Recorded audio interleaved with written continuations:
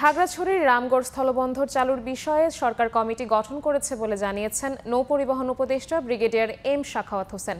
বলেন, কমিটির প্রতিবেদন অনুযায়ী আমদানি কার্যক্রম ও যাত্রী পারাপারের বিষয়ে সরকার পরবর্তী সিদ্ধান্ত নেবে। রোববার রামগড় স্থলবন্দর পরিদর্শনে এসে উপদেষ্টা এসব কথা বলেন। পোর্ট থেকে যে সমস্ত কন্টেনার যাবে সেগুলো রেলওয়েতে লোড হবে এবং ইন্ডিয়ার বিভিন্ন জায়গায় হবে। এটা হচ্ছে ভারতের পক্ষ থেকে।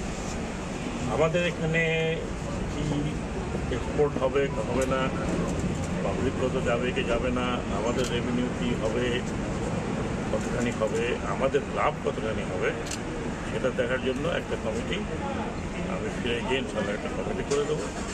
সেই কমিটি এসে দেখে তাদের মতামত যখন দেবে তখন